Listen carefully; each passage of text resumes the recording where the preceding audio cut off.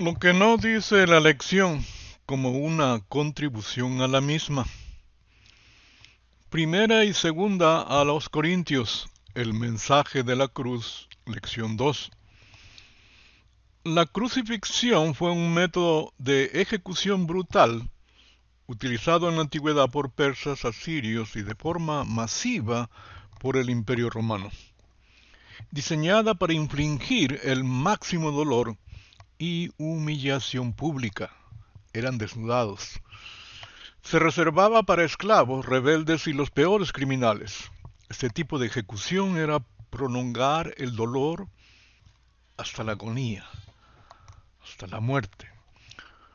Como lo normal es que tardasen días en morir, en algunos casos lo que hacían los soldados para acelerar la muerte era golpear las rodillas y quebrar las piernas. ¿Qué significaba la cruz para Jesús el Cristo? Significaba obediencia, como de un cordero sin mancha y sin contaminación, ya destinado desde antes de la fundación del mundo, pero manifestado en los posteros tiempos por amor de vosotros. Significaba también llevar la cruz y la afrenta por llevarla hacia un destino, el Gólgota, la muerte, para así dar vida a muchos. El versículo anterior al versículo de memoria dice: y es que Cristo no me mandó a bautizar, sino a anunciar la buena noticia, y no me mandó a anunciarla con palabras elegantes. Si yo hago que la gente se fije más en mí que en Cristo, su muerte en la cruz no servirá de nada. Recordemos esto, es para la iglesia, no son para los gentiles. Hay quienes piensan que hablar de la muerte de Cristo en la cruz es una locura, una tontería. Pero los que así piensan no se salvarán, pues viven haciendo el mal. Sin embargo, para los que sí van a salvarse, es decir, para nosotros, ese mensaje tiene el poder de Dios. Jesús el Cristo estaba hablando sobre su muerte y que resucitaría al tercer día. Pero Pedro le reconviene a no hablar de esas cosas. Pero él volviéndose dijo a Pedro: quítate delante de mí, Satanás, me eres tropiezo, porque no pones la mira en las cosas de Dios, sino en las de los hombres. Entonces Jesús dijo a sus discípulos: si alguno quiere venir en pos de mí, niéguese a sí mismo y tome su cruz y sígame. Al igual que él debemos de obedecer, tomar la cruz. No el camino de la maldad, no hacia el Gólgota, sino hacia él. Sígueme, la vida.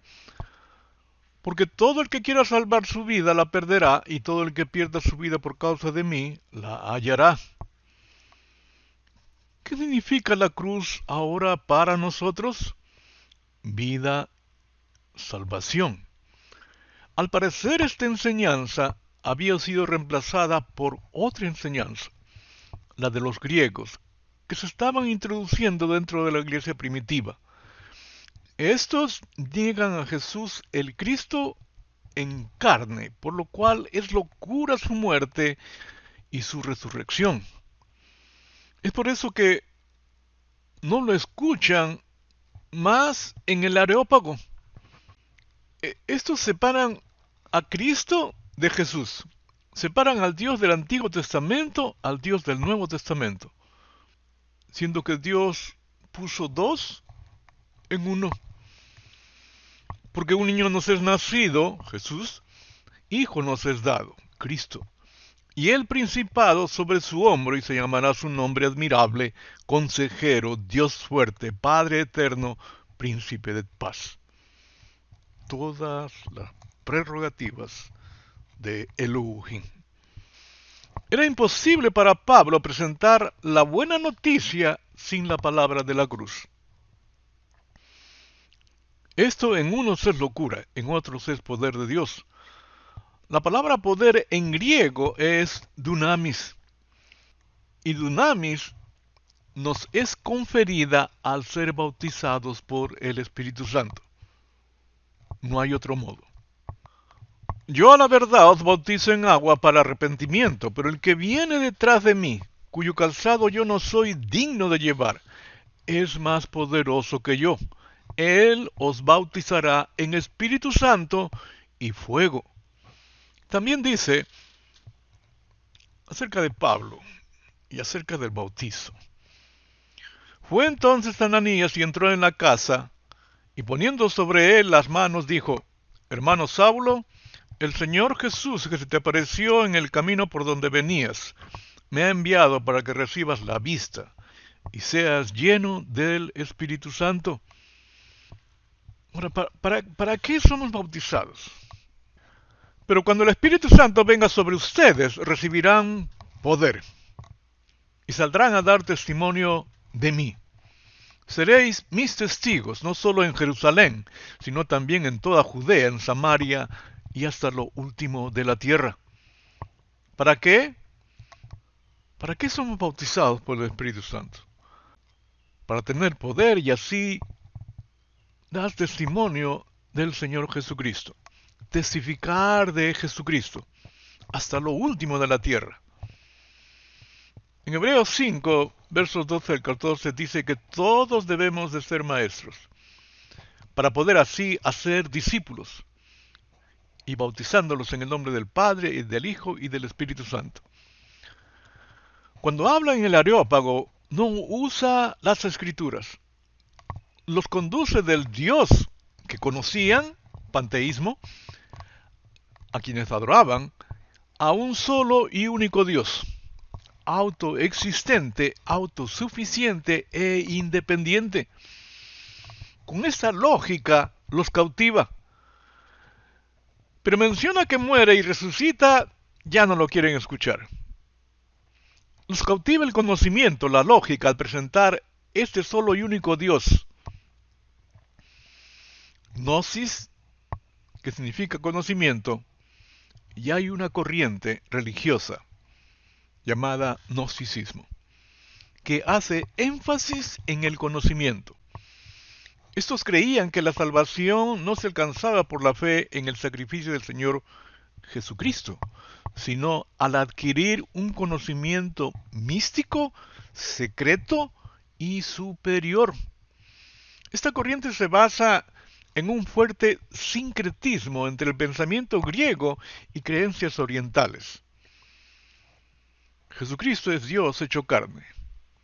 Esto niegan los gnósticos.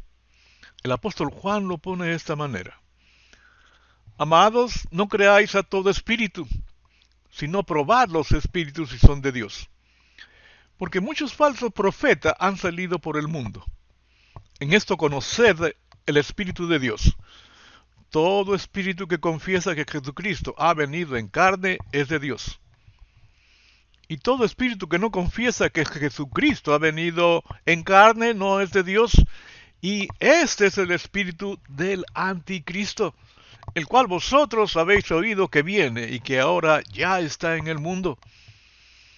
Hijitos, vosotros sois de Dios y los habéis vencido, porque mayor es el que está en vosotros que el que está en el mundo.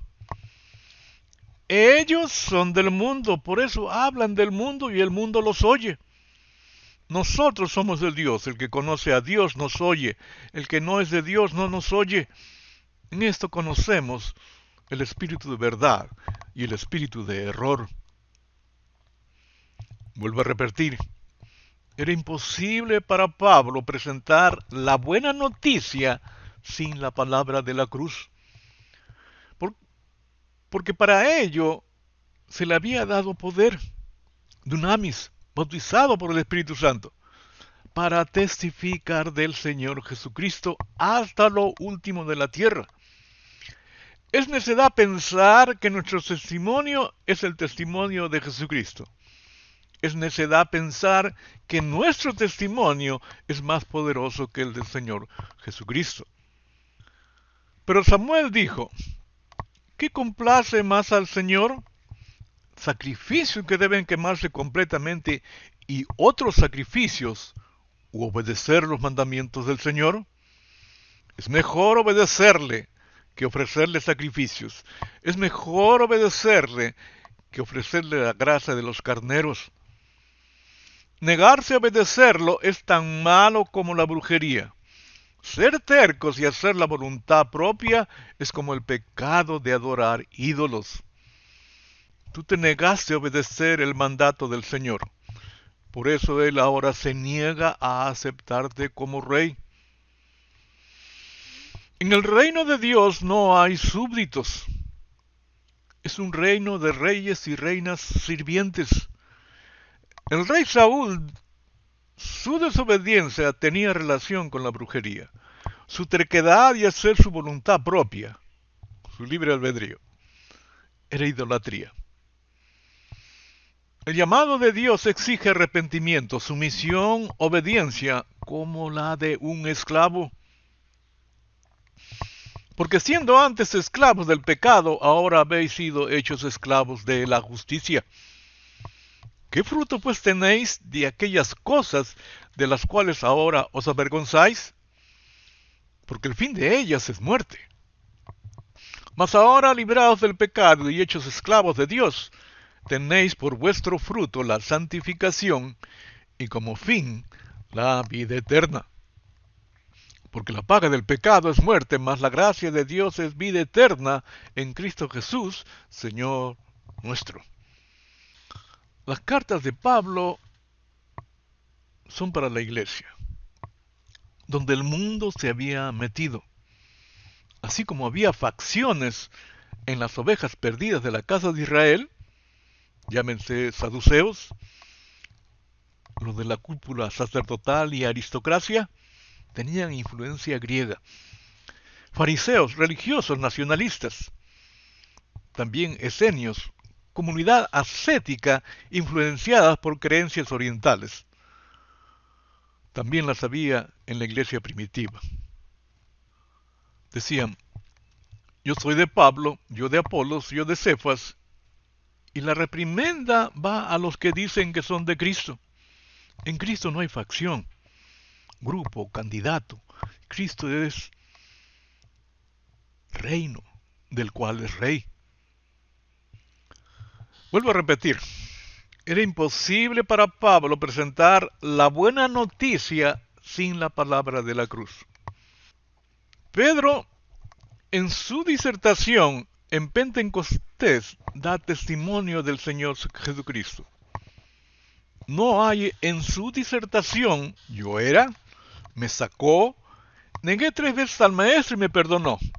No le añade nada de su experiencia a su disertación. En el caso de Pedro, este tipo de disertación convirtió a 5,000 personas, recibiendo ellos la promesa del Padre. Para diferenciar entre evangelios, libro de los Hechos y las epístolas. Los evangelios narran la vida, muerte y resurrección de Jesús y su obra salvífica. El libro de Hechos relata el nacimiento y la expansión de la iglesia primitiva. Narra cómo se desarrolló la iglesia tras la ascensión de Jesús, el descenso del Espíritu Santo y las misiones evangelizadoras de los apóstoles como Pedro y Pablo a través del Imperio Romano. Las epístolas son cartas escritas por los apóstoles para instruir, corregir y alentar a las primeras comunidades cristianas. Pablo, tras llegar a Roma, pide reunirse con los líderes judíos locales. Les pedí a ustedes que vinieran hoy aquí para que nos conociéramos y para que yo pudiera explicarles que estoy atado con esta cadena porque creo que la esperanza de Israel, el Mesías, ya ha venido. Los líderes contestaron, nosotros no hemos recibido ninguna carta de Judea que hable acerca de ti.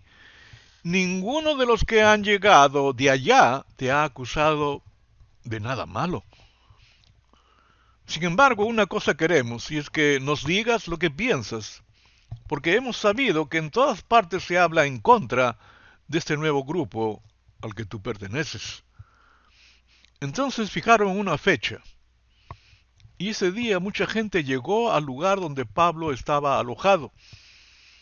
Él explicó y dio testimonio acerca del reino de Dios, la buena noticia, y trató de convencerlos acerca de Jesús con las Escrituras, usando la ley de Moisés y los libros de los profetas.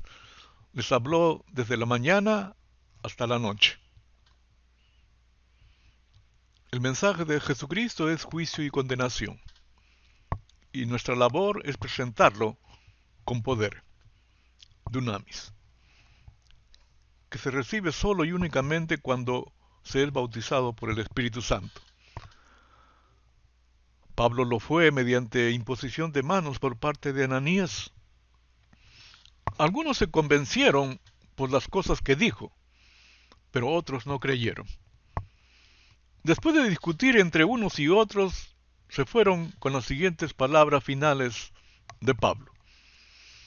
El Espíritu Santo tenía razón cuando les dijo a sus antepasados por medio del profeta Isaías: Ve y dile a este pueblo, cuando ustedes oigan lo que digo, no entenderán.